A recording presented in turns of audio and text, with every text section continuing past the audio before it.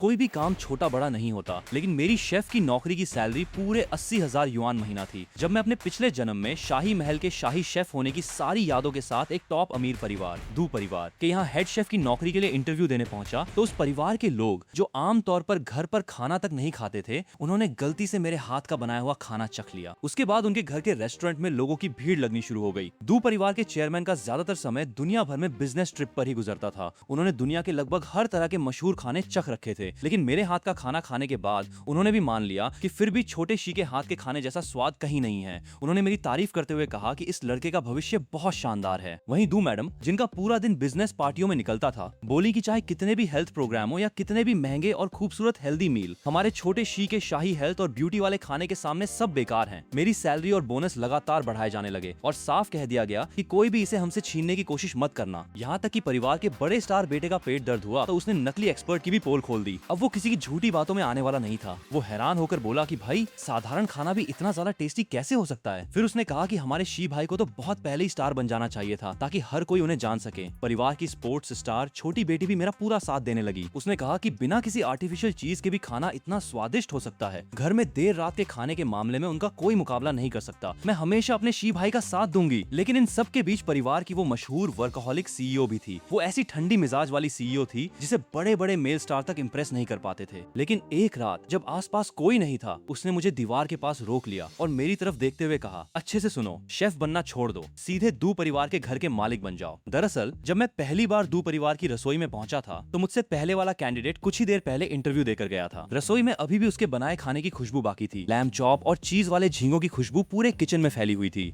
अगर मेरे घर में अचानक परेशानी न आई होती और मुझे अच्छी सैलरी वाली एक स्थिर नौकरी की जरूरत न पड़ी होती, तो मैंने कभी सोचा भी नहीं था कि मैं किसी इतने बड़े अमीर परिवार में शेफ की नौकरी के लिए आऊंगा। आखिरकार अपने पिछले जन्म में मैं खुद शाही महल का शाही शेफ रह चुका था। मेरी पूरी जिंदगी महल की रसोई में खाना बनाते हुए बीती थी और सच कहूं तो उस काम से मैं पहले ही थोड़ा बोर हो चुका था। लेकिन फिर भी ये परिवार सच में बहुत बड़ा अमीर परिवार था। उनके घर की शान देखकर ही अंदाजा लगाया जा सकता था कि इनके पास कितना पैसा है। बाहर का विशाल गार्डन और आलीशान हवेली ही किसी को भी हैरान करने के लिए काफी थी, पर उनका किचन उससे भी ज्यादा शानदार था। सिर्फ किचन की सजावट देखकर ही लग रहा था कि इस पर लाखों युआन खर्च किए गए होंगे। महंगे किचन कैबिनेट्स में हर तरह के हाईटेक स्मार्ट उपकरण लगे हुए थे और खिड़की से बाहर देखने पर मुझे खूबसूरत गार्डन और दूर तक फैला समुद्र भी दिखाई दे रहा था। मैंने मन ही मन सोचा कि चलो फ्रिज में जो सामान है उसी से कुछ बढ़िया डिश बना देता हूँ। मेरा इंटरव्यू लेने वाली रिसोर्ट की मैनेजर आंटी वोंग थी। उनकी उम्र 50 के आसपास थी, शरीर पतला दुबला, आंखों पर चश्मा लगा हुआ और उनका चेहरा देखकर ऐसा लग रहा था जैसे कोई बहुत सख्त टीचर सामने खड़ी हो। उन्होंने मुझे देखते हुए कहा कि कोशिश करना कि खाना 1 घंटे के अंदर तैयार हो जाए। मैंने तुरंत जवाब दिया, ठीक है। फिर मैं फ्रिज के पास गया और उसका दरवाजा खोल दिया। बाईं तरफ मछलियां, झींगे और तरह तरह का मीट रखा था। वहीं दूसरी तरफ बढ़िया क्वालिटी की ऑर्गेनिक सब्जियां रखी थी। अभी सुबह का ही वक्त था और सारी सामग्री भी कुछ देर पहले ही डिलीवर हुई थी, इसलिए सब कुछ एकदम फ्रेश था। इससे मेरा काम भी काफी जल्दी हो सकता था। मैंने कुछ ही सेकंड में अपने दिमाग में पूरा मेन्यू तैयार कर लिया और फिर मेरे हाथ अपने आप तेजी से काम करने लगे। उसी वक्त बाहर से गुजर रही 2 सफाई वाली आंटियां मुझे देखकर आपस में बातें करने लगी। दोनों काम करते करते मेरी चर्चा कर रही थी। एक आंटी बोली कि अभी जो लड़का आया था वो भी काफी जवान था। दूसरी ने कहा कि लेकिन ये तो उससे भी ज्यादा छोटा लग रहा है, ऐसा लग रहा है जैसे अभी अभी कॉलेज से ग्रेजुएट हुआ हो। अब कॉलेज के लड़के भी शेफ बनने के लिए इंटरव्यू देने लगे हैं। फिर वो मुझे देखकर बोली कि वैसे लड़का दिखने में तो काफी स्मार्ट है, बस पता नहीं खाना बनाना आता भी है या नहीं। आंटी झांग को बेवकूफ बनाना इतना आसान नहीं है। दूसरी आंटी ने भी हामी भरी कि सही बात है, आंटी झांग बहुत ज्यादा पिकी हैं। पिछला शेफ अचानक बीमार पड़ गया था और नौकरी छोड़कर घर चला गया, इसीलिए अब नए शेफ की तलाश चल रही है। सिर्फ 2 दिनों में ही 10 से ज्यादा लोग इंटरव्यू देने आ चुके हैं। कुछ चाइनीज खाना बनाने वाले थे तो कुछ वेस्टर्न खाना, लड़के भी आए और लड़कियां भी। कुछ तो बड़े बड़े मशहूर रेस्टोरेंट में भी काम कर चुके थे, लेकिन ये लड़का उन सब में सबसे छोटा है। अब देखना है कि ये आंटी झांग को पसंद आता है या नहीं। करीब 1 घंटे बाद मैंने अपना काम पूरा कर दिया। सारी डिशेस तैयार थीं। मैंने खाना टेबल पे रखते हुए कहा, आप चख कर देख सकती हैं। सबसे पहले मैंने ताजा स्टीम की हुई ग्रुपर मछली रखी, फिर टमाटर सॉस वाले झींगे, उसके बाद हरे प्याज के साथ फ्राई किया हुआ बीफ, साथ में हल्की मसालेदार फ्राई की हुई शंघाई ग्रीन सब्जियां और आखिर में 1 कटोरी सिल्वर ईयर और कमल के बीजों का मीठा सूप। आंटी झांग ने टेबल पर रखे चारों व्यंजनों और सूप को ध्यान से देखा। सच कहूं तो अगर उन्होंने मुझे अपनी आंखों से खाना बनाते हुए न देखा होता तो शायद उन्हें यकीन ही नहीं होता कि इतना जवान लड़का इतनी तेजी और सफाई से काम कर सकता है। सब्जियां और बाकी सामान तैयार करने का मेरा तरीका एकदम व्यवस्थित था। पैन में खाना डालना, उसे पलटना और चम्मच से चलाना, हर काम में जबरदस्त सफाई थी। यहाँ तक कि आखिर में जिस तरह से मैंने खाना प्लेट में सजाया उससे भी मेरी प्रोफेशनल ट्रेनिंग साफ दिखाई दे रही थी। आंटी झांग ने मुझसे पूछा कि तुमने पढ़ाई कहाँ से की है। उन्होंने चॉपस्टिक उठाई और मुझे ध्यान से देखने लगी। मैंने जवाब दिया कि मैंने हुआनोंग यूनिवर्सिटी से ग्रेजुएशन किया है। मेरे घर वाले काफी समय से रेस्टोरेंट चलाते हैं और मैंने बचपन से ही किचन में काम करते करते खाना बनाना सीखा है। मेरी बात सुनकर आंटी झांग को अचानक कुछ याद आया। उन्हें याद आया कि मुझे उनके पुराने जानकार अंकल ली ने ही रेफर किया था। उन्होंने बताया था कि मेरे परिवार का गांव में एक छोटा सा रेस्टोरेंट है जिसकी आसपास के इलाके में अच्छी खासी पहचान है। मैं बचपन से ही किचन में अपने घर वालों की मदद करता आया हूँ, इसलिए मेरी कुकिंग की बेसिक काफी मजबूत है और मैं हुआनोंग यूनिवर्सिटी का टॉपर भी रह चुका हूँ। बस हाल ही में मेरे परिवार में थोड़ी परेशानी आ गई थी, इसलिए मुझे जल्दी से एक अच्छी और स्थिर नौकरी की जरूरत थी। आंटी झांग ने मेरी बनाई हुई सारी डिशेस चख ली और फिर चॉपस्टिक नीचे रख दी। इसके बाद उन्होंने मेरी सैलरी और काम के टाइम को लेकर कुछ सवाल किए। उन्होंने पूछा कि अंकल ली ने तुम्हें नौकरी से जुड़ी सारी बातें बता दी हैं, है ना? मैंने तुरंत सिर हिला दिया। जी, अंकल ली ने मुझे सब कुछ पहले ही बता दिया था। आंटी झांग ने भी सिर हिलाया और बोली कि अगर तुम्हें कोई दिक्कत नहीं है तो तुम आज से ही काम शुरू कर सकते हो। मैंने हैरानी से पूछा, आज से ही? मुझे सच में उम्मीद नहीं थी कि इतनी जल्दी मेरी नौकरी पक्की हो जाएगी। मेरे मन में तुरंत ख्याल आया कि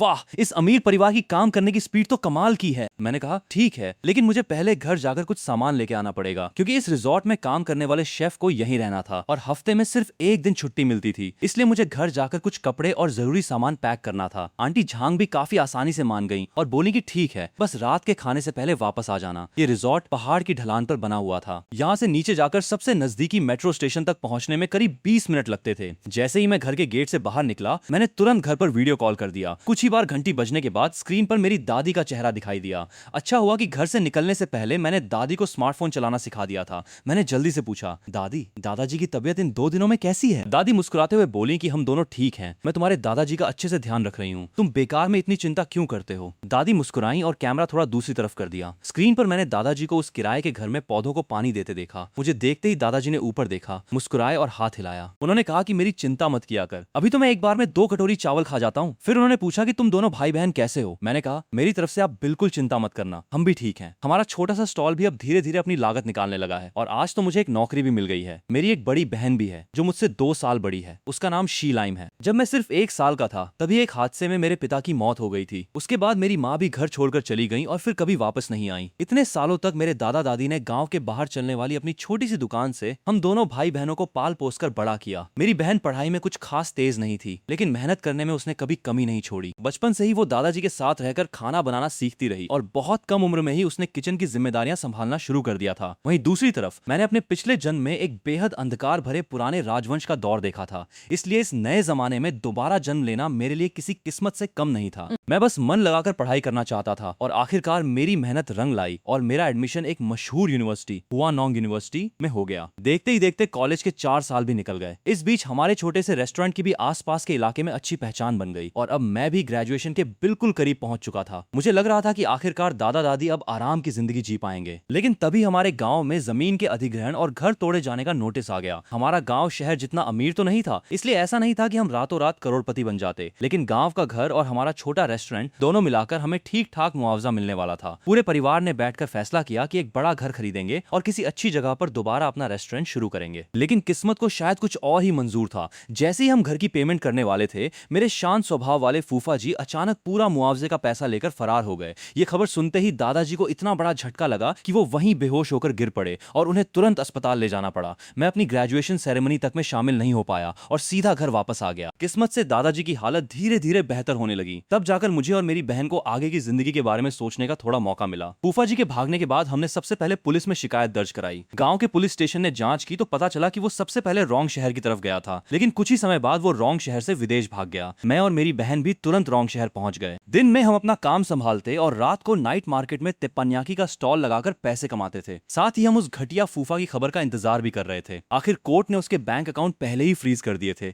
इसलिए पूरा पैसा लेकर गायब हो जाना उसके लिए इतना आसान नहीं था। मुझे पूरा भरोसा था कि वो ज्यादा दिनों तक विदेश में आराम से ऐश नहीं कर पाएगा। तभी दादी ने वीडियो कॉल पर मुझसे पूछा कि तुमने कौन सी नौकरी ढूंढी है। वो अभी भी मेरे काम को लेकर चिंतित थी। उन्होंने फिर पूछा कि नौकरी ठीक ठाक और भरोसेमंद है ना? मैंने दादी से थोड़ा झूठ बोल दिया और कहा, हाँ, मैं एक फॉर्च्यून 500 कंपनी में ऑफिस की नौकरी कर रहा हूँ। बहुत ही अच्छी और प्रॉपर नौकरी है, आप बिल्कुल चिंता मत करना। दादी ने संतुष्टि से सिर हिलाया और बोली कि अच्छा है, आखिर बाहर की दुनिया अपने घर जैसी तो होती नहीं है, अपना अच्छे से ख्याल रखना। मैं मुस्कुराते हुए बोला, हाँ दादी, मैं बिल्कुल ठीक हूँ, आप चिंता मत करो। तभी दादी ने फोन थोड़ा दूसरी तरफ घुमा दिया और मेरी बुआ भी वहां आ गई। दादी ने कहा कि इनसे भी कुछ बात कर लो। अगले ही पल स्क्रीन पर मेरी बुआ का चेहरा दिखाई दिया। उनका चेहरा काफी थका हुआ और परेशान लग रहा था। उन्होंने मुझे देखते ही कहा, बेटा, सब मेरी ही गलती है, मेरी वजह से तुम्हें और तुम्हारी बहन को इतनी परेशानी झेलनी पड़ रही है। फिर उन्होंने चिंता से पूछा, उस घटिया आदमी का कुछ पता चला? बुआ जिस घटिया आदमी की बात कर रही थी वो कोई और नहीं, मेरा वही घटिया फूफा था। मैं कुछ पल के लिए चुप रहा, लेकिन फिर मैंने उनसे सच बताने का फैसला किया। मैंने कहा कि सुना है कि वो किसी महिला लाइव स्ट्रीमर के साथ थाईलैंड चला गया है और अभी तक वापस नहीं आया, लेकिन हमने उसके बैंक अकाउंट फ्रीज करवाने के लिए आवेदन कर दिया है। मुझे लगता है कि जल्द ही कुछ न कुछ खबर मिल जाएगी। मेरी बात सुनते ही बुआ गुस्से से भर गईं। उनकी आंखें लाल हो गईं और उन्होंने दांत पीसते हुए कहा, उस कमीने को मैं छोड़ूंगी नहीं। जैसे ही वो वापस आएगा मैं उससे तलाक ले लूंगी। मैं मन ही मन सोचने लगा कि शायद यही सही होगा। मैंने चुपचाप एक लंबी सांस ली। मुझे पुराने दिन याद आ गए। कभी मेरी बुआ पूरे गांव और आसपास के इलाकों में अपनी खूबसूरती के लिए मशहूर थीं। उन्हें पसंद करने वाले लड़कों की लाइन तो पड़ोसी गांव तक पहुंच जाती थी, लेकिन उन्होंने इतने सारे रिश्तों में से आखिर एक ऐसे आदमी को चुना जिसका न तो चेहरा खास था और न ही परिवार की हालत बहुत अच्छी थी। बुआ को लगता था कि ऐसा आदमी शांत और सीधी सादी जिंदगी जिएगा, लेकिन किसे पता था कि आखिर में उन्हें ऐसा दिन देखना पड़ेगा। सच में अब मुझे समझ आने लगा था कि किसी इंसान की शक्ल देखकर उसके चरित्र का अंदाजा लगाना कितना बेवकूफी भरा है। खूबसूरत हो या साधारण, इंसान अच्छा है या घटिया, इसका उसकी शक्ल से कोई लेना देना नहीं। मैंने मन ही मन सोचा कि उस समय तो बुआ को किसी हैंडसम लड़के से शादी कर लेनी चाहिए थी, कम से कम देखने में तो अच्छा लगता। मेरे मन में ये ख्याल आते ही मैं खुद ही बुदबुद उठा। फिर मैंने बुआ को कुछ बातें कहकर समझाया और उन्हें हिम्मत दी। तभी मैं मेट्रो स्टेशन के गेट तक पहुंच गया। मैंने बुआ से फोन पर बात खत्म की और मेट्रो पकड़कर अपने ठिकाने पर वापस चला गया। मेरी बहन अभी तक सब्जियां खरीदने गई हुई थी और वापस नहीं आई थी, इसलिए मैंने उसे वीचैट पर मैसेज करके बता दिया कि मुझे नौकरी मिल गई है। फिर मैंने जल्दी से अपने कपड़े और बाकी जरूरी सामान पैक कर लिया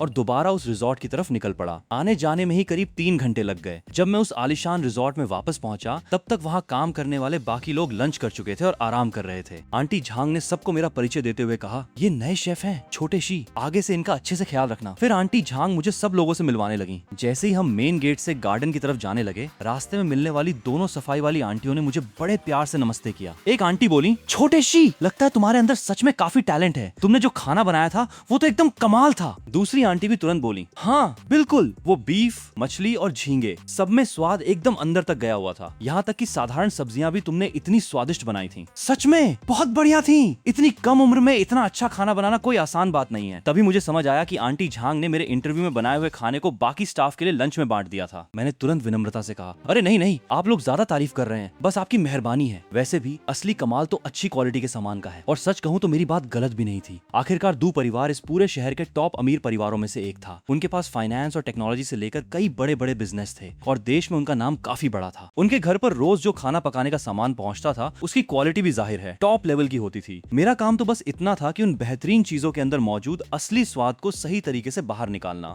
मैं ये बात अच्छी तरह समझता था कि कोई डिश अच्छी बनती है या नहीं, उसमें कम से कम 80% योगदान तो सामग्री की क्वालिटी का ही होता है, बल्कि कई बार तो उससे भी ज्यादा। लेकिन इन आंटियों की तारीफ सिर्फ औपचारिकता नहीं थी। पिछले कुछ दिनों में इंटरव्यू देने आए सभी शेफ के बनाए खाने को उन्होंने चखा था। चाहे स्वाद की बात हो, खाने की प्रेजेंटेशन हो या फिर खाने के साथ चावल खाने का मजा, मेरी बनाई डिश बाकी सब पर भारी पड़ी थी। वरना आंटी झांग भी मुझे उसी वक्त नौकरी पर रखने का फैसला नहीं करती। और सबसे बड़ी बात, मैं खाना बनाते वक्त सामान को बेवजह बर्बाद भी नहीं करता था और खाना बनाने के बाद किचन लगभग इतना साफ रहता था कि उन्हें दोबारा सफाई करने की जरूरत ही नहीं पड़ती थी। ऐसा शेफ मिले तो आंटी झांग तो खुश थी ही, बाकी स्टाफ भी मुझे दिल से पसंद करने लगा था। हम लोग इसी बारे में बात कर ही रहे थे कि तभी ड्राइवर अंकल ली भी बाहर से वापस आ गए। मैं तुरंत आगे बढ़कर उन्हें नमस्ते करने लगा। अंकल ली! वो भी मुझे देखकर जोर से हंस पड़े और बोले, मैंने भी दोपहर में तुम्हारे हाथ का खाना चखा था। सच बताऊं तो आपकी कुकिंग आपकी बहन से भी एक कदम आगे है। फिर उन्होंने अचानक पूछा, वैसे घर पर इन दिनों सब ठीक चल रहा है? मैंने तुरंत उन्हें घर की सारी ताजा बातें बता दी। वैसे सोचूं तो हमारे परिवार और अंकल ली का रिश्ता भी काफी पुराना था। कई साल पहले अंकल ली अपने एक साथी के साथ सामान लेकर ट्रक से जा रहे थे। तभी आधी रात को रास्ते में उनकी गाड़ी अचानक खराब हो गई। मदद ढूंढते ढूंढते उन्हें करीब 5-6 किलोमीटर पैदल चलना पड़ा और आखिरकार वो हमारे छोटे से रेस्टोरेंट तक पहुंचे। उस वक्त तेज बारिश हो रही थी, लेकिन मेरे दादाजी ने बिना कुछ सोचे उनके साथ जाकर गाड़ी का पार्ट खरीदने में मदद की। फिर उन्हें वापस गाड़ी तक छोड़कर आए और तब तक वहीं खड़े रहे जब तक गाड़ी ठीक नहीं हो गई। अंकल ली भी काफी दिल के अच्छे और एहसान मानने वाले इंसान थे। इतने सालों से वो हर साल समय निकालकर हमसे मिलने जरूर आते थे। अब जब उन्हें हमारे परिवार की मुसीबत के बारे में पता चला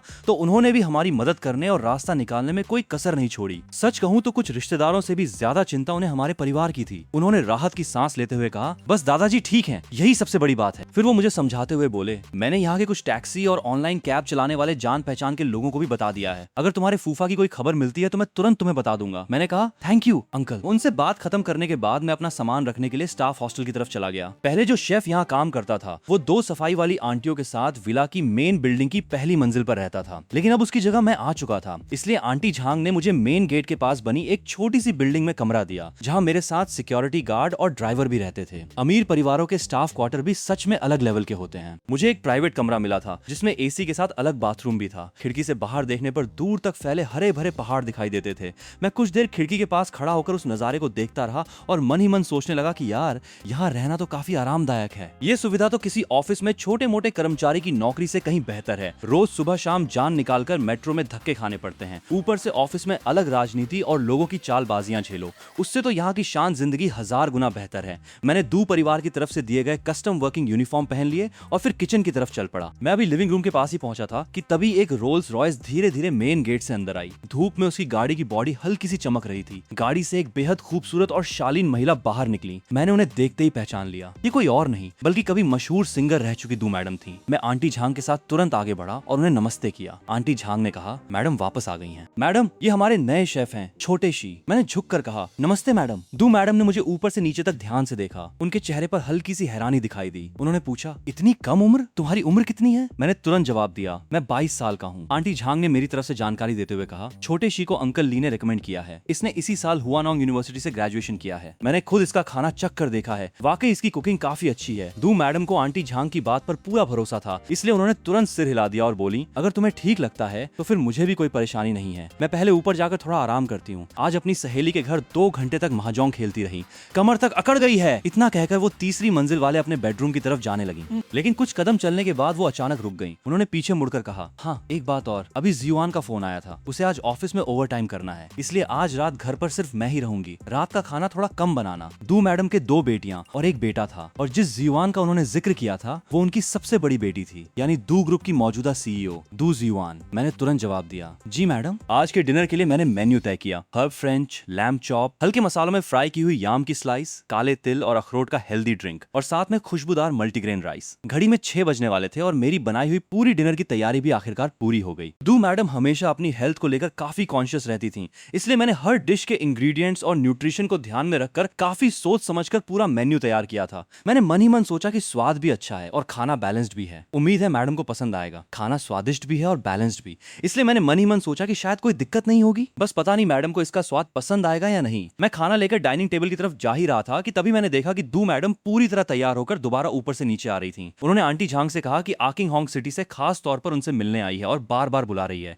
इसलिए आज रात वो घर पर खाना नहीं खाएंगी। इतना कहकर वो बाहर खड़ी अपनी रोल्स रॉयस में बैठी और वहां से निकल गई, और मैं हाथ में गर्मा गर्म हर्ब लैम्ब चॉप पकड़े वहीं खड़ा रह गया। उससे निकलती भाप ऊपर उठ रही थी। मैं कुछ पल के लिए चुप हो गया। मन में बस एक ही ख्याल आया कि तो मैंने इतनी मेहनत से जो पूरा डिनर बनाया वो सब बेकार गया। मैं मजबूरी में आंटी झांग की तरफ देखने लगा, फिर सामने रखे पूरे डिनर को देखा जिसे मैंने इतनी मेहनत से तैयार किया था। आंटी झांग ने भी बेबसी से मेरी तरफ देखा और हल्की सी मुस्कान दी। उन्होंने कहा कि इसे वापस किचन में रख दो, हम लोग ही खा लेंगे। मैंने सिर हिलाते हुए कहा, ठीक है। वैसे एक बात तो माननी पड़ेगी, दू परिवार में काम करना सच में काफी आरामदायक था। रहने के लिए इतनी बड़ी और शानदार हवेली, खाने के लिए दुनिया की सबसे बढ़िया क्वालिटी की चीजें। मैं मन ही मन सोचने लगा कि भाई ये तो सीधा सीधा लाइफ का जैकपॉट है। बाकी स्टाफ ने डिनर खत्म किया और हमेशा की तरह मुझे फिर से जमकर तारीफ मिली। खाना खत्म होने के बाद मैंने पूरा किचन एकदम साफ कर दिया। फिर मैं आंटी झांग के पास गया और पूछा, आंटी क्या मैडम और दू मैडम की बेटी के लिए रात का कुछ हल्का फुल्का खाना तैयार कर दूं? दू परिवार में कुल 5 लोग थे। परिवार के चेयरमैन दूनान इस समय विदेश में बिजनेस ट्रिप पर थे। उनका बेटा दू जितेंगे एक सिंगर था और म्यूजिक इंडस्ट्री में डेब्यू कर चुका था। इन दिनों उसका करियर भी तेजी से ऊपर जा रहा था, इसलिए वो आमतौर पर घर पर बहुत कम रहता था। उनकी छोटी बेटी दू कियान रोंग शहर की एक मशहूर यूनिवर्सिटी में 2nd ईयर में पढ़ रही थी और वो भी ज्यादातर सिर्फ वीकेंड पर ही घर आती थी, इसलिए इन दिनों घर पर खाना खाने वालों में सिर्फ दू मैडम और उनकी बड़ी बेटी ही थी। आंटी झांग ने हाथ हिलाते हुए कहा, नहीं, इसकी जरूरत नहीं है। छोटी बेटी को छोड़कर इस घर में किसी को रात में खाना खाने की आदत नहीं है, और वो भी आज घर पर नहीं है। तुम अपना काम खत्म करके जल्दी आराम कर लेना। मैंने कहा, ठीक है। मैं वापस अपने स्टाफ क्वार्टर में गया और गर्म पानी से नहाया। फिर कुछ देर अपने कॉलेज के दोस्तों के साथ वीचैट ग्रुप में बातें करता रहा। उसके बाद जाकर मैं सोया। सोने से पहले मैंने अलार्म सेट कर दिया। अगले दिन सुबह ठीक 6 बजे मेरी आंख खुल गई और मैं नाश्ता बनाने किचन में पहुंच गया। दू मैडम वैसे भी काफी डिसिप्लिन महिला थी। पिछली रात वो 10 बजे ही घर वापस आई थी, लेकिन आज सुबह भी वो बिल्कुल समय पर उठकर एक्सरसाइज करने लगी। करीब 8 बजे योगा खत्म करने के बाद उन्होंने नहाकर कपड़े बदले और डाइनिंग टेबल पर आकर बैठ गईं। उसी वक्त मेरा तैयार किया हुआ नाश्ता भी टेबल पर आ गया। लौंगन और लाल खजूर की खिचड़ी जैसी मीठी कौंजी, झींगे वाले छोटे वॉन्टन, टूना और ताजी सब्जियों का सलाद, और साथ में सॉफ्ट चिकन स्टेक सैंडविच। कल रात मेरे बनाए डिनर को किसी ने नहीं खाया था, लेकिन आज सुबह आखिरकार मेरे बनाए खाने को कोई खाने वाला था। मैंने मन ही मन खुद को याद दिलाया कि अब जरा भी ढील नहीं देनी है। पूरी टेबल पर शानदार नाश्ता सजा हुआ था, उसे देखते ही किसी का भी मूड अच्छा हो जाए। दू मैडम ने सबसे पहले एक वॉन्टन चखा और तुरंत नाश्ता परोस रहे मेरी तरफ अंगूठा उठाकर बोली, छोटे शी, तुम सच में कमाल का खाना बनाते हो।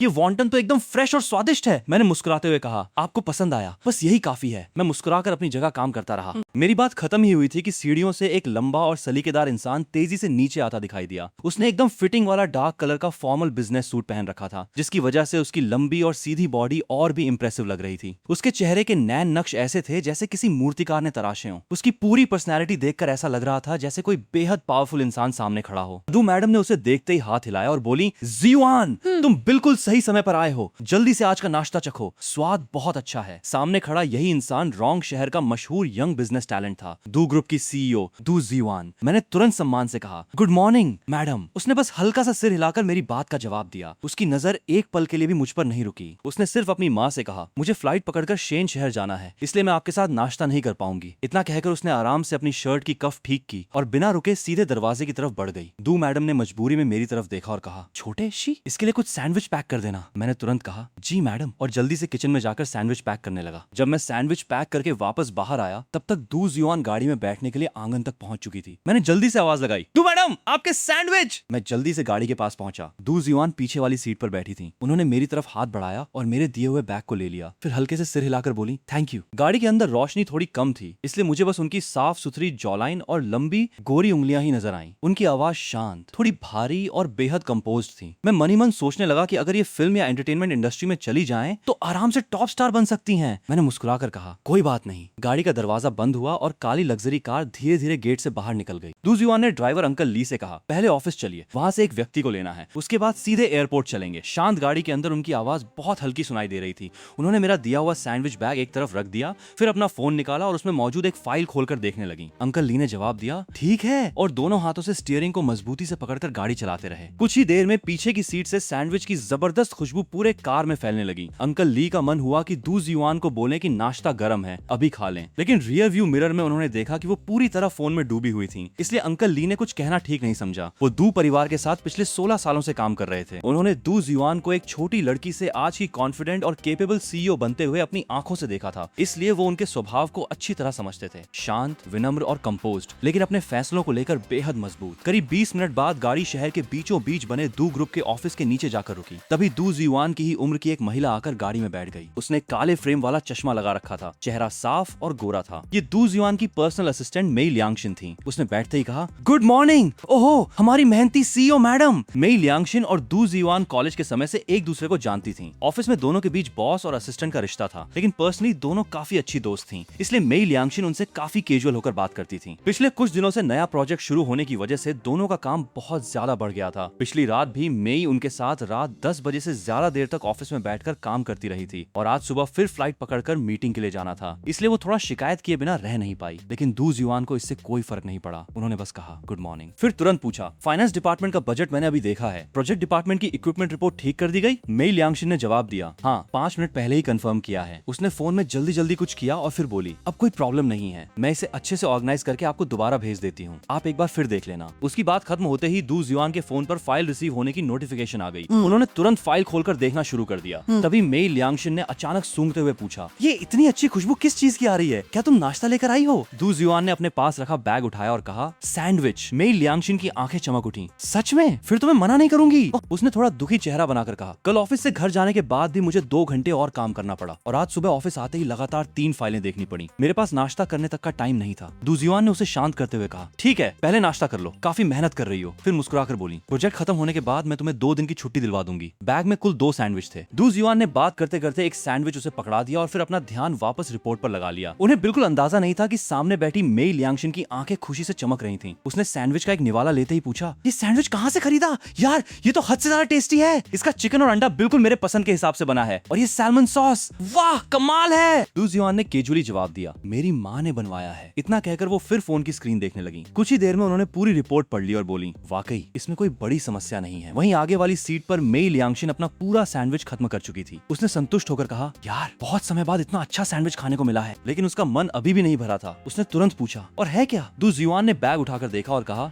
एक और है, जैसे भूख के समंदर से बाहर निकली हो। मेई लियांगशिन ने तुरंत पूछा, तुम खाओगी या नहीं? दू जियुआन ने जवाब दिया, नहीं। तभी गाड़ी चला रहे अंकल ली ने बीच में कहा, सीईओ मैडम ने भी अभी तक नाश्ता नहीं किया है। दू जियुआन ने शांत भाव से कहा, मुझे अभी भूख नहीं है। और बिना ज्यादा सोचे उन्होंने दूसरा सैंडविच भी मेई लियांगशिन की तरफ बढ़ा दिया। मैं इसे फ्लाइट में बाद में खा लूंगी। वैसे भी दू जियुआन खाने पीने को लेकर ज्यादा पिकी नहीं थी। उनके लिए खाना बस खाना था। जब तक उससे शरीर को जरूरी न्यूट्रिशन मिल रहा हो, उन्हें इस बात से ज्यादा फर्क नहीं पड़ता था कि क्या खा रही हैं। लेकिन मेई लियांगशिन की सोच बिल्कुल अलग थी। आखिर वो भी एक हाई लेवल ऑफिस कर्मचारी थी और उसके हिसाब से एक अच्छा खाना कम से कम इंसान का मूड तो ठीक कर ही देता है। उबाऊ काम से होने वाली सारी थकान भी थोड़ी कम हो जाती है। इसलिए उसने बिना किसी झिझक के दूसरा सैंडविच भी ले लिया और फिर बड़े मजे से दोबारा खाने में लग गई। लेकिन जाते जाते वो एक बात कहना नहीं भूली, बाद में मेरी तरफ से पूछ लेना कि ये सैंडविच आखिर खरीदा कहाँ से गया है। मुझे भी जाकर इसके कुछ पैकेट स्टॉक करने हैं। जब दू जियुआन की कार एयरपोर्ट पहुंच रही थी, उसी वक्त दू परिवार की हवेली में उनकी माँ बाओजू आराम से अपना नाश्ता खत्म कर रही थी। आज सुबह का खाना उन्हें कुछ ज्यादा ही पसंद आया था। उन्होंने एक पूरा कटोरा छोटे वॉन्टन का खाया,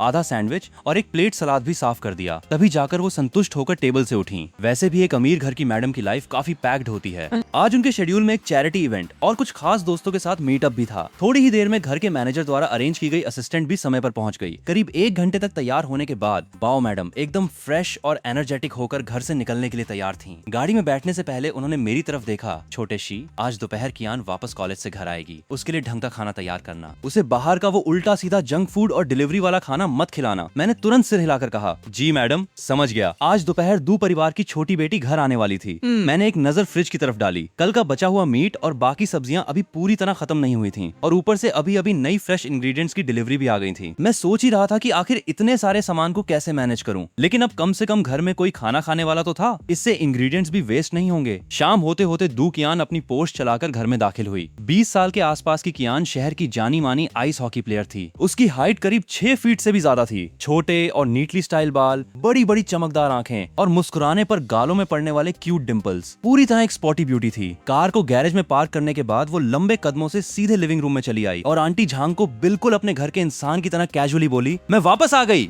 आंटी झांग ने तुरंत दू मैडम का मैसेज उसे बता दिया कि मैडम ने कहा है कि आज रात घर पर ही खाना खाना, आज फिर बाहर से खाना ऑर्डर मत करना। दू परिवार के बच्चों को आंटी झांग ने बचपन से अपनी आंखों के सामने बड़ा होते देखा था, इसलिए उन सब के साथ उनका रिश्ता भी काफी गहरा था। कियान ने बेबसी से दोनों हाथ फैला दिए, तुम्हें लगता है मुझे बाहर का खाना पसंद है? मैं लगातार 1 हफ्ते से वही खा रही हूँ, अब तो उससे पूरी तरह बोर हो चुकी हूँ। तभी अचानक उसे एक जबरदस्त खुशबू आई। खाने की खुशबू सीधा उसकी नाक तक पहुंची। उसी वक्त मैं किचन से खाना लेकर बाहर आ रहा था और वो पहले ही चुपके से डाइनिंग टेबल के पास पहुंच चुकी थी। उसके चेहरे पर जबरदस्त क्यूरियोसिटी थी। आंटी झांग ने मेरी तरफ इशारा करते हुए उसका परिचय कराया, ये हमारे नए शेफ हैं, छोटे शी। इनका खाना काफी अच्छा है। मैडम भी इनकी खूब तारीफ कर रही थी। मैंने मुस्कुराकर उसकी तरफ देखकर कहा, थर्ड मिस, नमस्ते, मेरा नाम शी हाउची है। आज रात मैंने आपके लिए grilled wagyu beef, crispy potato balls, green onion braised sea cucumber, double chilli stir fried fish fillet और साथ में फ्रैग्रेंट ओस्मान्स प्लम ड्रिंक तैयार किया है। कियान ने पूरी टेबल देखते ही आंखें बड़ी कर लीं। वाव, इतना सारा खाना। शी भाई, उसने मुझे हंसते हुए हेलो कहा और तुरंत कुर्सी खींचकर बैठ गई। उसने टेबल पर रखी हर एक डिश को थोड़ा थोड़ा चखना शुरू किया। बचपन से तरह तरह के महंगे और शाही खाने की आदी उस अमीर घर की लड़की के चेहरे पर भी एकदम सरप्राइज और इम्प्रेस्ड वाला एक्सप्रेशन आ गया। उसने सबसे पहले बीफ का एक टुकड़ा खाते हुए कहा, इस बीफ का कुकिंग लेवल तो एकदम परफेक्ट है, ऊपर से हल्का क्रिस्पी और स्मोकी और अंदर का पूरा जूस भी लॉक है। फिर मछली चखते ही बोली, वाव, ये फिश फिलेट कितनी सॉफ्ट है और ये बॉल्स, ये सच में आलू से बने हैं, बाहर से क्रिस्पी और अंदर से एकदम सॉफ्ट। भाई क्या चीज बनाई है। उसने फिर उमे ड्रिंक का एक घूंट लिया। उसकी आंखें तुरंत चमक उठी और उसने पूछा, शी भाई, ये उमे ड्रिंक किस ब्रांड का है? मैंने इसे पहले कभी क्यों नहीं पिया? मैंने हंसते हुए कहा, ये मैंने खुद बनाया है, तुम्हें पसंद आया? वैसे ये वही उमे ड्रिंक था जो हमारे परिवार के पुराने रेस्टोरेंट की सिग्नेचर ड्रिंक हुआ करती थी। मैं इसे एक पुराने शाही रेसिपी से धीरे धीरे पकाकर तैयार करता था, इसलिए इसका टेस्ट बाजार में मिलने वाली नॉर्मल कोल्ड ड्रिंक से बिल्कुल अलग था। तुमने खुद बनाया है? दू कियान के चेहरे पर मेरी तरफ देखते ही एडमिरेशन आ गई। वाह, ये तो नेक्स्ट लेवल है। टेस्ट भी कितना बढ़िया है, थोड़ा स्वीट, बिल्कुल ज्यादा सॉर नहीं, और ऊपर से एक अलग ही रिफ्रेशिंग खुशबू। फिर उसने तुरंत पूछा, और है क्या? मैंने सिर हिलाया, हाँ है। फ्रिज में काफी क्वांटिटी रखी है। वैसे इस शहर की गर्मियां काफी लंबी होती थीं, इसलिए गर्मी भगाने वाली कोल्ड ड्रिंक्स रोज की जरूरत थी। और ये पूरी बैच मैंने आज सुबह ही फ्रेश बनाई थी। स्लो कुकिंग का टेम्परेचर भी एकदम सही रखा था। कियान ने तुरंत कहा, तो बाद में मेरे लिए एक बॉटल भर देना, मुझे अभी प्रैक्टिस के लिए जाना है। मैंने कहा, ठीक है। आंटी झांग ने दू कियान की स्पोर्ट्स बॉटल मेरे हाथ में पकड़ा दी। मैं वापस किचन में गया और उसकी बॉटल पूरी की पूरी उमे ड्रिंक से भर दी। जब मैं वापस बाहर आया तब तक थर्ड मिस अपना पूरा खाना खत्म कर चुकी थी। टेबल पर रखी लगभग सारी प्लेटें खाली हो चुकी थीं। उसकी एपेटाइट सच में काफी अच्छी थी। थोड़ी देर आराम करने के बाद दू कियान ने अपनी बॉटल उठाई और प्रैक्टिस के लिए निकल गई। इधर मैंने भी बाकी स्टाफ के साथ डिनर कर लिया। धीरे धीरे रात का अंधेरा पूरे इलाके में फैलने लगा। नीचे शहर की लाइट्स एक के बाद एक चमक रही थीं और दूर समुद्र की तरफ से ठंडी हवा लगातार आ रही थी। अगर कल की तरह आज भी यही टाइम होता तो मैं कब का अपना काम खत्म करके कमरे में बिस्तर पर पड़ा फोन चला रहा होता। लेकिन मुझे कल आंटी झांग की कही हुई एक बात याद थी। उन्होंने बताया था कि दू कियान पूरे परिवार में अकेली ऐसी लड़की है जिसे लेट नाइट स्नैक्स खाना बहुत पसंद है। तो फिर मैंने सोचा थोड़ा और वेट कर लेता हूँ, इसलिए मैं अपने कमरे में जाकर आराम करने के बजाय बाहर ही रुक गया। किचन पूरी तरह साफ करने के बाद मैं थोड़ी देर गार्डन में टहलने लगा। रास्ते में कुछ छोटी बिल्लियां दिखी तो मैंने उन्हें भी खाना खिला दिया। करीब 2 घंटे बाद अचानक पूरा गार्डन एरिया चहल पहल से भर गया। एक के बाद एक 3 लग्जरी कार्स अंदर आकर रुकी। गाड़ियां रुकते ही दू कियान की उम्र की 5-6 लड़कियां बाहर निकली। सभी ने एकदम रिच फैमिली वाली स्टाइलिश आउटफिट्स पहन रखी थी। सबसे आगे दू कियान चल रही थी और हंसते हुए शिकायत कर रही थी, इन लोगों ने मेरी उमे ड्रिंक भी लूट ली और अब जबरदस्ती मेरे साथ मिडनाइट स्नैक्स खाने भी आ गई हैं। बाकी लड़कियां जोर जोर से हंसने लगी। एक लड़की ने आंटी झांग को आवाज दी, झांग आंटी हमारा मिशन सक्सेसफुल हो गया। दूसरी ने तुरंत कहा, झांग आंटी हमने सुना है कि आपके घर नया शेफ आया है तो हम भी उसका खाना टेस्ट करने आए हैं। ये सारी लड़कियां दू कियान की बचपन की बेस्ट फ्रेंड्स थीं और इन्हें भी आंटी झांग ने बचपन से ही अपनी आंखों के सामने बड़ा होते देखा था, इसलिए उन्होंने मुस्कुराते हुए सबका स्वागत किया। फिर मेरी तरफ देखकर बोली, छोटे शी तुम्हें थोड़ी तकलीफ देनी पड़ेगी, इन लोगों के लिए थोड़ा मिडनाइट स्नैक बना दो। मैंने कहा जी ठीक है, वैसे मैं पहले से तैयार था। मैंने तुरंत फ्रिज से फ्रेश इंग्रेडिएंट्स निकाले, फिर बिना किसी देरी के चॉपिंग और प्रिपरेशन शुरू कर दी। चाकू मेरे हाथ में इतनी तेजी से चल रहा था कि कुछ ही पलों में सारी तैयारी पूरी हो गई। फिर पैन पर तेज आग जली और खाना सिजलिंग की आवाज के साथ पकने लगा। सब कुछ बिल्कुल सही टेम्परेचर पर था। आधे घंटे से भी कम समय में सिजलिंग और स्टीमिंग टेपनयाकी की प्लेटें डाइनिंग टेबल पर सज चुकी थीं। Chicken pieces, grilled eel, Babylon snails, juicy beef cubes, squid और क्रिस्पी टोफू भी। हर एक हॉट प्लेट से ऐसी जबरदस्त खुशबू निकल रही थी कि किसी के भी मुंह में पानी आ जाए। उधर लिविंग रूम में बैठकर गेम खेल रही लड़कियों ने जैसे ही खुशबू महसूस की, सबने एक साथ अपने फोन नीचे रख दिए और दौड़कर डाइनिंग टेबल की तरफ आ गईं। एक लड़की ने हैरानी से कहा,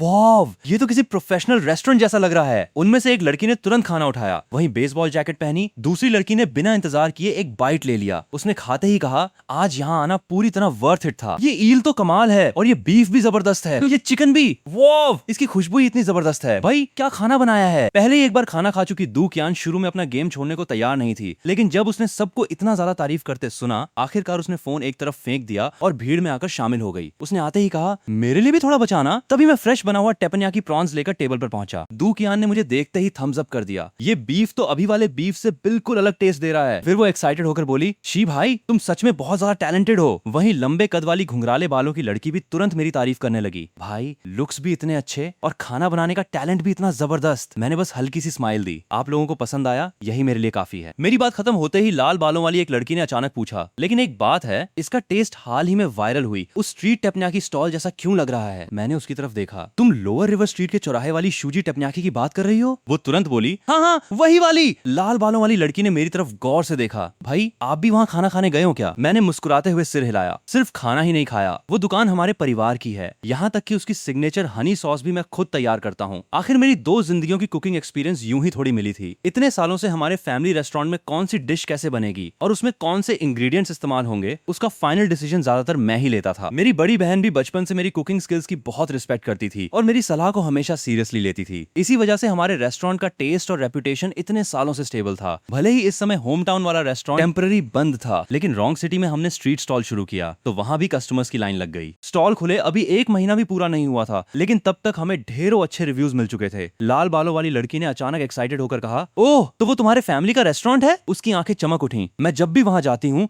मुझे बहुत लंबी लाइन में लगना पड़ता है। अब तो मैं तुम्हारे भाई को पर्सनली जानती हूँ, अगली बार पक्का मेरे लिए मालिक से एक सीट रिजर्व करवा देना। दू कियान ने जियांग शुए को चिढ़ाते हुए कहा, तू पागल है क्या? असली आयरन प्लेट वाला खाना तो यही है, फिर वहां जाकर लाइन में लगने की क्या जरूरत है? अभी तू ही तो बोल रही थी कि टेस्ट बिल्कुल सेम है। सच में पागल है। बाकी लड़कियां भी जोर जोर से हंसने लगी। येंजे सही बोल रही हैं। अपनी गलती समझते ही जियांग शुए ने तुरंत फोन निकाल लिया और वो अलग अलग एंगल से फोटोज लेने लगी। ये सीन तो आज फयो छान पे डालना ही पड़ेगा। पूरा डाइनिंग एरिया हंसी मजाक और शोर से गूंज रहा था। तभी अचानक शर्ट और फॉर्मल ट्राउजर्स पहने दू जीवान लिविंग रूम में आ गई। मैंने उसे देखते ही तुरंत हल्का सा सिर झुकाकर कहा, दू मैडम आप वापस आ गई। दू कियान भी पलटकर बोली, दीदी। बाकी लड़कियां भी तुरंत आवाज लगाने लगी, दीदी यहाँ मिडनाइट स्नैक चल रहा है, आप भी ज्वाइन कर लो। हाँ ये आयरन प्लेट बारबेक्यू तो कमाल का है। शेन झेन से फ्लाइट पकड़कर अभी अभी लौटी दू जीवान ने डाइनिंग टेबल की तरफ तरफ एक नजर डाली। सामने रखी कई प्लेट्स का आधे से ज्यादा खाना खत्म हो चुका था, फिर भी पूरे कमरे में ऐसी जबरदस्त खुशबू फैली हुई थी कि वो सीधे उसकी नाक तक जा रही थी। नहीं चाहिए, तुम लोग आराम से खाओ, इतना कहकर वो सीढ़ियों की तरफ बढ़ने लगी। जाते जाते उसने कैजुअली कहा, बस बाहर का खाना थोड़ा कम मंगाया करो। बाहर का खाना? दू कियान ने तुरंत सफाई दी, ये कोई डिलीवरी वाला खाना नहीं है, ये तो छोटे ची भाई ने खुद बनाया है और टेस्ट तो एकदम अमेजिंग है। छोटे ची भाई? दू जियान को समझ नहीं आया कि वो किसकी बात कर रही है। उसने फिर से डाइनिंग टेबल की तरफ देखा। मैं कई यंग गर्ल्स के बीच खड़ा था और मैंने दू फैमिली का वर्क यूनिफॉर्म पहन रखा था। उसकी नजर सीधे मुझ पर आकर रुक गई। यही वो आदमी था जिसने आज सुबह उसे सैंडविचेस दिए थे। अच्छा? उसने हल्का सा सिर हिलाया और फिर बिना कुछ और कहे ऊपर चली गई। उसके जाते ही पीछे से डाइनिंग एरिया फिर से शोरगुल से भर गया। बहुत ज्यादा टेस्टी था, क्या हम अगले हफ्ते भी यहाँ आकर खा सकते हैं? ओए अमीरजादी, तेरी फ्री फूड की भूख अभी खत्म नहीं हुई क्या? मैं अपना सामान खुद लेकर आ जाऊंगी, ठीक है? असल में उस शूजी वाले स्टॉल पे तो इतनी लंबी लाइन लगती है कि पूछो मत। मैं ड्रिंक्स लेकर आऊंगी और स्नैक्स भी। करीब 1 घंटे बाद आखिरकार इन अमीर घरों की लड़कियों का खाना खत्म हुआ और एक एक करके सभी वहां से निकलने लगी। जाते जाते सबने अगले हफ्ते फिर मिडनाइट स्नैक के लिए आने का प्लान भी बना लिया। मुझे इससे कोई परेशानी नहीं थी, आखिर खाना बनाना मेरा काम ही था। अगर लोगों को मेरे हाथ का खाना पसंद आ रहा था तो इसका मतलब था कि मेरी मेहनत और मेरी वैल्यू दोनों को रिकॉग्नाइज किया जा रहा था। और सच कहूं तो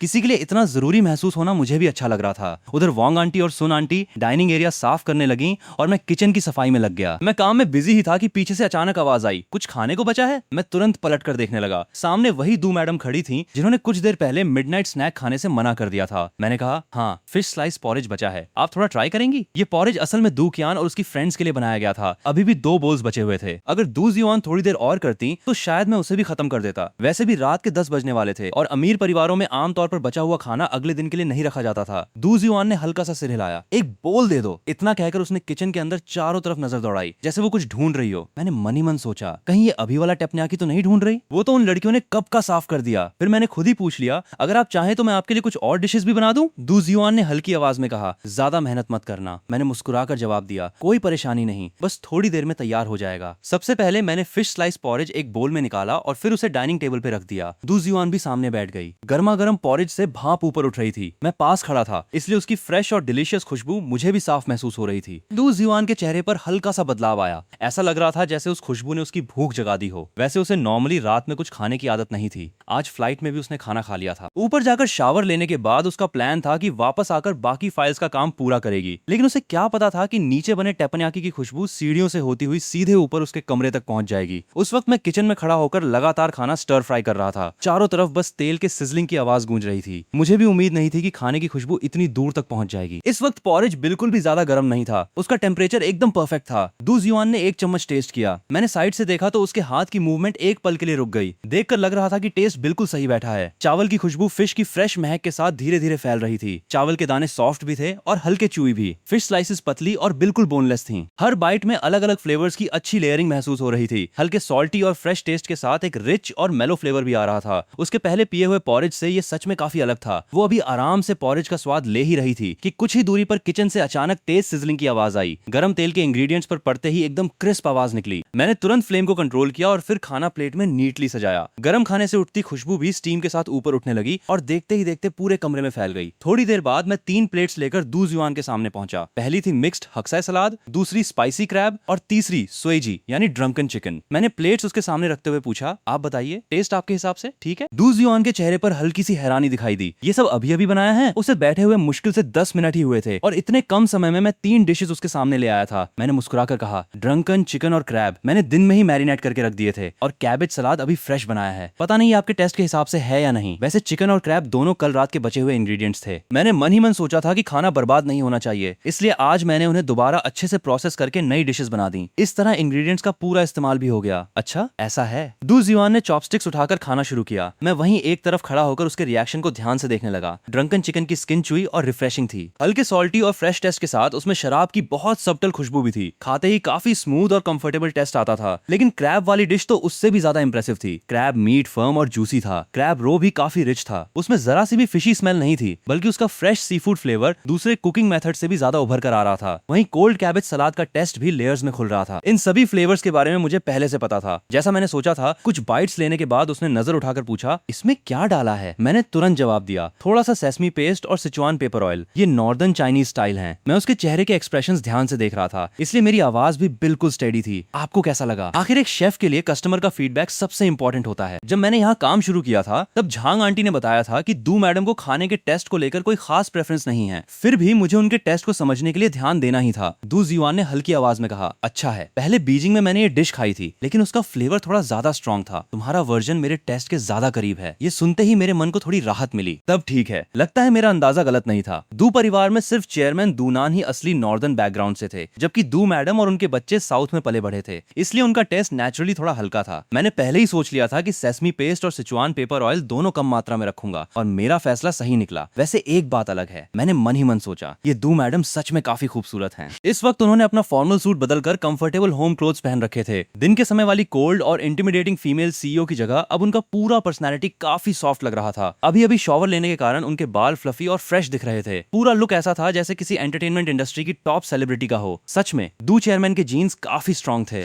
मेरी तीनों डिशेस सक्सेसफुली पास हो चुकी थीं। मैं अब वापस किचन जाकर सफाई करने वाला था, तभी उसने फिर से मुझे आवाज दी, तुम नए आए हुए शेफ हो, है ना? हाँ, मैं ही हूँ। मेरा नाम शी हाउची है, आप मुझे शाओची कह सकती हैं। मैंने सिर हिलाकर जवाब दिया। दू जिवान ने फिर पूछा, तुम कहाँ के रहने वाले हो? वैसे उसे खाने पीने में ज्यादा दिलचस्पी नहीं थी, लेकिन इतना जरूर जानती थी कि शेंगजियांग वाला खाना मुख्य रूप से जियांगनान स्टाइल का होता है, जबकि चांगगाओ किसी नॉर्दर्न कोस्टल स्टाइल की डिश थी। मैं दोनों तरह के खाने बिल्कुल ऑथेंटिक तरीके से बना रहा था, इसलिए उसके मन में थोड़ा शक होना लाजमी था। मैंने सच सच बताया, मैं किंगचैंगी का रहने वाला हूँ और मैंने अपनी पढ़ाई लॉन्ग सिटी से की है। मेरा जवाब सुनकर उसने सिर हिला दिया। तभी उसे अचानक कुछ याद आया। हाँ, एक बात और, आज सुबह जो सैंडविच तुमने दिया था वो कहाँ से खरीदा था? सैंडविच? मैं थोड़ा चौंका, फिर समझ गया कि वो सुबह वाला सैंडविच पूछ रही है। मैंने जवाब दिया, वो मैंने खुद बनाया था। उसने मेरी तरफ देखा, उसकी वो खूबसूरत आंखें सीधे मुझ पर टिक गईं, लेकिन उसके चेहरे से मैं उसकी फीलिंग्स बिल्कुल समझ नहीं पा रहा था। मेरे मन में तुरंत ख्याल आया, कहीं कुछ गड़बड़ तो नहीं हो गई? मैंने थोड़ा हिचकते हुए पूछा, आपको अच्छा नहीं लगा था क्या? उसने तुरंत कहा, नहीं, ऐसी बात नहीं है। असल में दू जिवान कुछ समझाने ही वाली थी। उसने खुद वो सैंडविच खाया भी नहीं था, लेकिन उसकी असिस्टेंट मेई लियांगक्सिन के रिएक्शन से इतना तो साफ था कि सैंडविच काफी टेस्टी था। आखिर वो इतना अच्छा लगा था कि उसने पूरे रास्ते उसी की तारीफ की थी। यहाँ तक कि एयरपोर्ट जाते वक्त भी उसने एयरप्लेन फूड को बेकार बताया था और सुबह वाले सैंडविच को याद करती रही। लेकिन इससे पहले कि वो कुछ और बोलती, उसकी माँ दू ताई ताई अचानक पूरे रॉयल अंदाज में चमकती हुई लिविंग रूम में आ गई। दूर से ही अपनी बेटी को देखकर उन्होंने मजाकिया अंदाज में कहा, आज सूरज किस दिशा से निकला है? इतनी बिजी रहने वाली हमारी मैडम आज घर पर खाना खा रही हैं। मैंने तुरंत आगे बढ़कर उन्हें ग्रीट किया, मैडम आप वापस आ गई। दू जिवान ने भी कहा, अभी अभी फ्लाइट से वापस आई हूँ, थोड़ी भूख लगी है इसलिए कुछ हल्का खा लूंगी। मैंने पूछा, आज आप कहाँ गई थी? उन्होंने बताया, तुम्हारे झो अंकल और मेई हुई आंटी ने एक चैरिटी ऑक्शन रखा था, मैं बस वहाँ थोड़ी देर के लिए गई थी। इतना कहकर दू ताई ताई ने उन्हें घर छोड़ने आई। अपनी असिस्टेंट शेन यूए की तरफ देखा, शियाओ शेन, आज तुमने काफी मेहनत की, अब अगले 2 दिन आराम से छुट्टी मनाना। मैंने भी एक नजर उस असिस्टेंट पर डाली। उम्र लगभग मेरी ही थी, कपड़े काफी क्लासी थे और मेकअप भी बिल्कुल प्रॉपर और एलिगेंट था। उसने सिर हिलाया और फिर दू जिवान को भी ग्रीट करके वहाँ से चली गई। दू ताई ताई डाइनिंग टेबल के पास आई। उन्होंने दू जिवान को देखकर मुस्कुराते हुए पूछा, कैसी लगी? घर का खाना अभी भी सबसे अच्छा लगता है ना? दू जिवान ने हल्की आवाज में जवाब दिया, हाँ। मैं तुरंत बोल पड़ा, मैडम आप भी कुछ खा लेंगी? नहीं, आज काफी ज्यादा खा लिया है। उन्होंने मुस्कुराकर हाथ हिला दिया, फिर बोली, कल तुम्हारे पापा वापस आ रहे हैं, इसलिए कल थोड़ा ज्यादा अच्छा खाना बनाना। मैंने तुरंत सिर हिलाया, ठीक है। उसी वक्त मेरे दिमाग में कल के मेन्यू की प्लानिंग शुरू हो गई। तभी दू ताई ताई ने पूछा, चियान वापस आ गई है? मैं जवाब देने ही वाला था कि अचानक दूसरी मंजिल की सीढ़ियों से एक सिर बाहर निकला। दू चियान हाथ में मोबाइल लिए खड़ी थी, एक तरफ गेम खेल रही थी और दूसरी तरफ चिल्लाकर बोली, मॉम मैं घर पर ही हूँ, खाना खा लिया है और नहाकर भी रेडी हो गई हूँ। दू ताई ताई ने उसे समझाया, घर पर हो तो ठीक है, कल तुम्हारे पापा वापस आ रहे हैं, रात को सब साथ में डिनर करेंगे, इसलिए कोई भी बाहर जाने की कोशिश नहीं करेगा। ऊपर नीचे दोनों बहनों ने एक साथ जवाब दिया, ठीक है। तभी दू चियान ने फिर कहा, वैसे मॉम अगले वीकेंड मैं घर पर एक पार्टी रखना चाहती हूँ, मेरे सारे फ्रेंड्स आएंगे, बीबीक्यू करेंगे। दू ताई ताई ने तुरंत हामी भर दी, ठीक है, बस घर को ज्यादा गंदा मत करना। अगले हफ्ते मैं और तुम्हारे पापा यूरोप जा रहे हैं, उस दौरान तुम्हारी बड़ी बहन जियुआन तुम्हारे इन दोस्तों को संभाल लेगी। माँ की नजरों में 20 साल की छोटी बेटी अभी भी बच्ची ही थी और उसके सारे फ्रेंड्स भी उनके लिए बच्चे ही थे। वहीं 27 साल की बड़ी बेटी अब पूरी तरह बड़ी हो चुकी थी,